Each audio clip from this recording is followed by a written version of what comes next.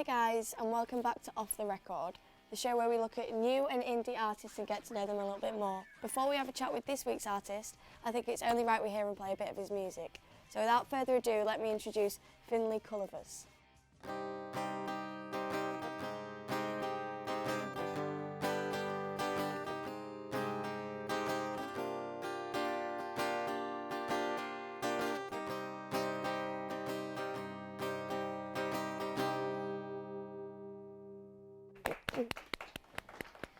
I'm sure everyone will agree with me, that was quite a tune, but we'll hear more of that later. Hi Finn, are you okay? I'm very well, thank you. So first of all, tell us about your song.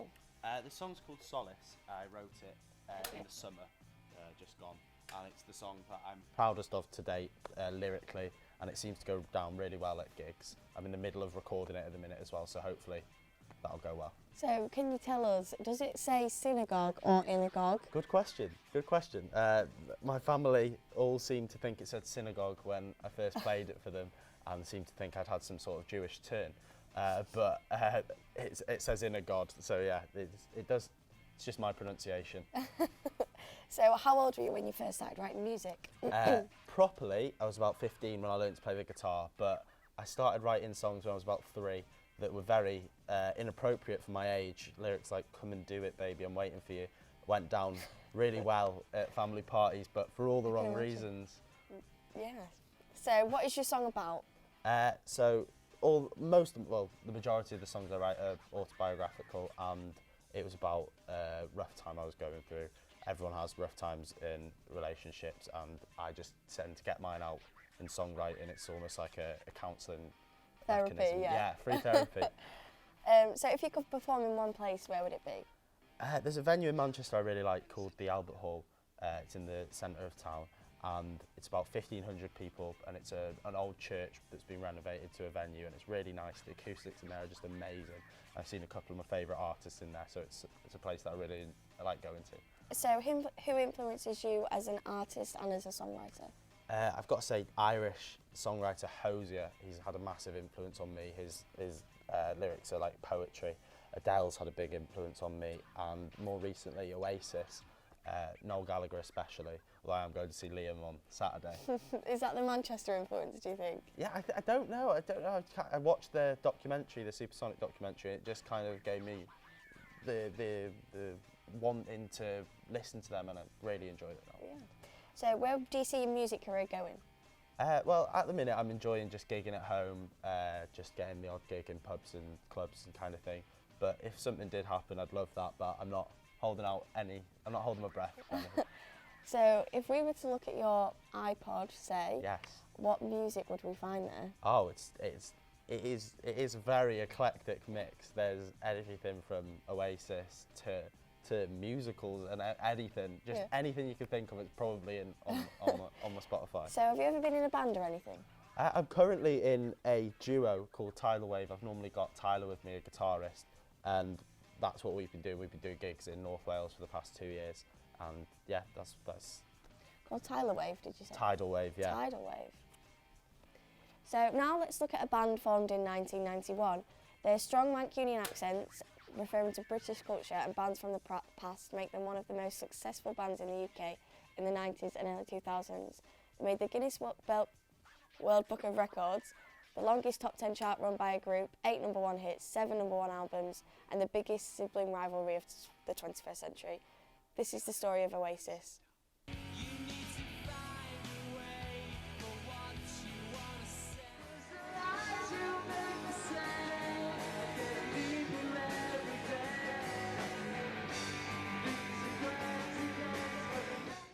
Loads of money and all that stuff, and have a big house somewhere in my life, and that's about it.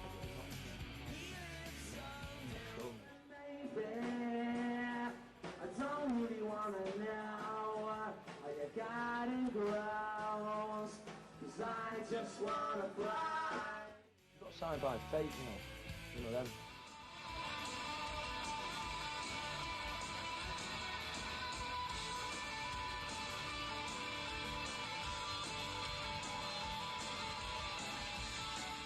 We're Oasis, we just do what we do, what we've always done, and the place will come at us.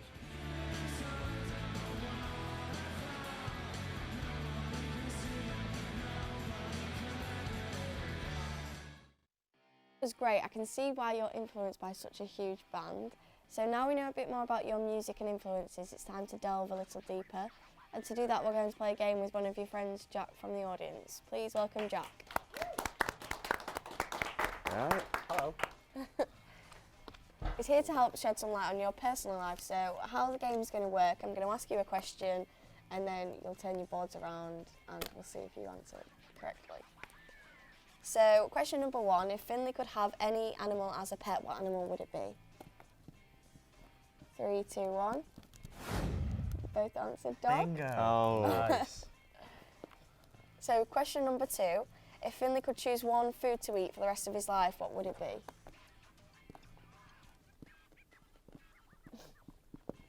3, 2, 1. I've gone pizza. Oh, unlucky. Nuggets. Nothing beats a good chicken nugget.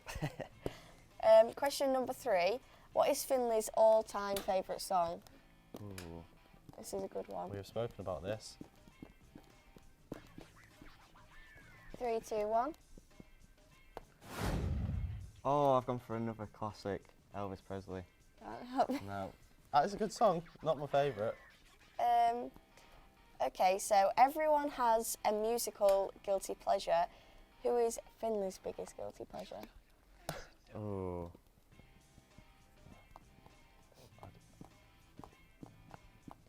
3, 2, 1. Show your board. What did you go for? I went for High School Musical. You No, know, it's Gareth Gates. Every day of the week. I love that man. So, what is the most embarrassing thing Finley did as a child? I think I could give this one a pretty good guess.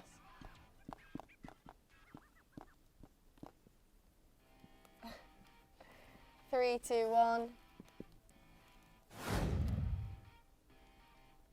Yeah.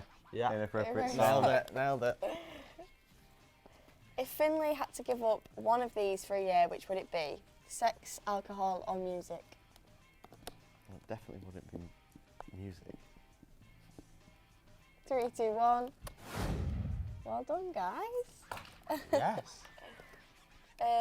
So, name one thing Finley would not do for £1 million.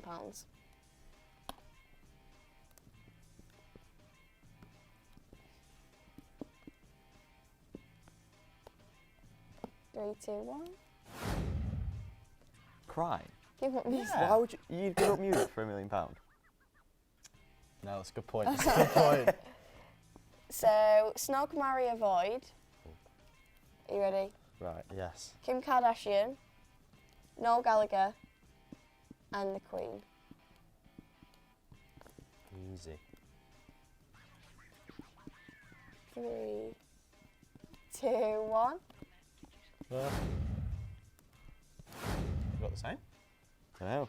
No. Why would I avoid Kim Kardashian over the Queen? Because she's fake, isn't she? I mean, you get to say, oh, look, I've kissed the Queen. Yeah, but are you Who are gets to say that other than her family? you into old women then? Quite clearly. Maybe. Okay, and that's all of the questions. We're now going to hear Finley play a full version of his song, Solace. But before that, let's see what's on the show next week.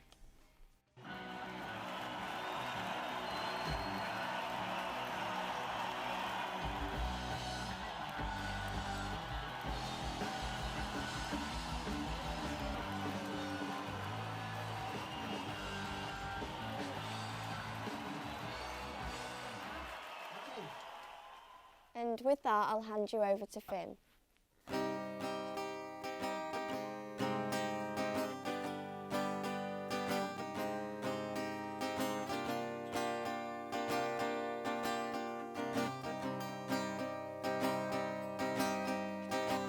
You take me to paradise or hell, and there's never been an in-between.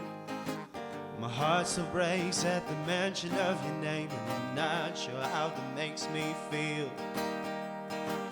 It seems like I keep running down a road without an end.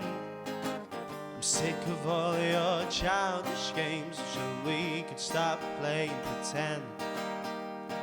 Nobody can tell me how to feel about you. Don't need nobody to tell me that the sky is blue. And when I've fallen down and I'm On my knees, I won't find solace in a God, 'cause I don't believe. No, I don't believe. Sometimes I wonder if you think about me as much as I do. I guess that I'll never acquiesce how you switch up your feelings like you do. I'd have taken a bullet for you, but all along you held the gun. Well, now you've turned into everything you never wanted to become. Nobody can tell me how to feel about you. Don't need nobody to tell me that the sky is blue. And when I'm falling down and I'm on my knees, I won't find solace in a God, 'cause I don't believe. No, I don't believe. Day after day goes by and the time keeps ebbing away. No matter how hard I try to leave, you always manage to lead me astray. The second that we crossed the line, I knew nothing would be the same. Suppress all my thoughts of you, but then they hit me like a train. Nobody can tell me how to feel about you. Don't need nobody to tell me that the sky is blue. And when I'm falling down and I'm on my knees, I won't find solace in a God, 'cause I don't believe. No, I don't believe. Nobody can tell me how to feel about you. Don't need nobody to tell me that the sky is blue. And when I'm falling down and I'm on my knees, I won't find solace in a God, 'cause I don't believe. No, I don't believe.